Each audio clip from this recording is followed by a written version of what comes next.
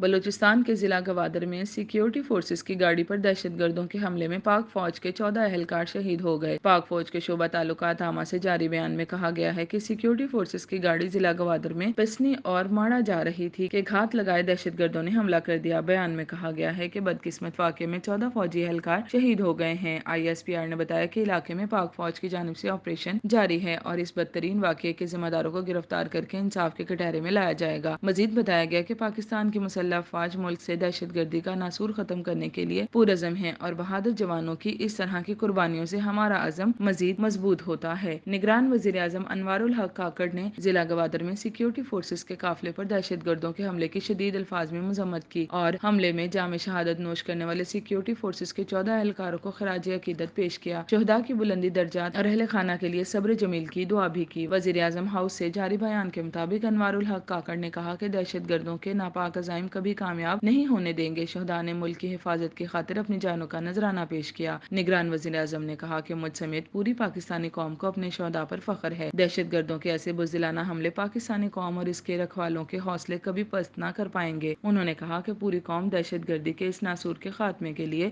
اپنی security forces کی شانہ بشانہ کھڑی ہے۔ نگران وزیر خارجہ جلیل عباس جیلانی نے گوادر میں پیش آنے والے واقعے کی شدید مذمت کی اور کہا کہ اس طرح کے واقعات قابل مذمت ہیں۔ انہوں نے کہا کہ ہماری دعائیں شہداء کے اہل خانہ کے ساتھ ہیں اور زخمیوں کی صحت یابی کے لیے دعا گو ہیں۔ پاکستان دہشت گردوں کے خلاف کھڑا رہے گا۔ بلوچستان کے نگران وزیر اعلیٰ مردان خان ڈومکی نے بھی دہشت گردوں کے حملے کی مذمت کی اور بیان میں کہا کہ لوگوں کے جان و مال کی حفاظت پر مامور جوانوں پر حملہ بزدلانہ حرکت ہے۔ علی مردان ڈومکی نے واقعے میں شہید ہونے والے جوانوں کو خراج عقیدت پیش کیا اور ان کے اہل خانہ سے تعزیت کا اظہار کیا اور کہا کہ دہشت گردوں کا حملہ صوبے کا امن سبوتاژ کرنے کی مذموم کوشش ہے۔ انہوں نے کہا کہ بڑی قربانیوں کے بعد حاصل کیے گئے امن کو خراب کرنے کی کسی صورت اجازت نہیں دی جائے گی۔ مسلم لیگ نون کے صدر اور سابق وزیر اعظم شہباز شریف نے سماجی رابطے کی ویب سائٹ ایکس پر جاری بیان میں گوادر میں دہشت گردوں کے حملے کی مذمت کی۔ انہوں نے کہا کہ پسنی گوادر میں پاکستان کی سیکیورٹی فورسز نے دہشت گردوں کے بزدلانہ حملے کی انتہائی افسوسناک اور قابل مذمت اطلاعات پر شدید دکھ ہوا۔ ہماری مسلح افواج اپنی جانوں کے نذرانے پیش کر کے وطن عزیز کی حفاظت اور دشمنوں کی سازشوں کا جواں مردی سے مقابلہ کر رہی ہے۔ پاکستان پیپلز پارٹی کے چیئرمین بلاول بھٹو زرداری نے بھی واقعے کی شدید مذمت کی اور بیان میں کہا کہ دہشت گردوں نے پسنی اور ماڑا کے راستے پر گھات لگا کر فوجی جوانوں پر بزدلانہ حملہ کیا۔ شہید ہونے والے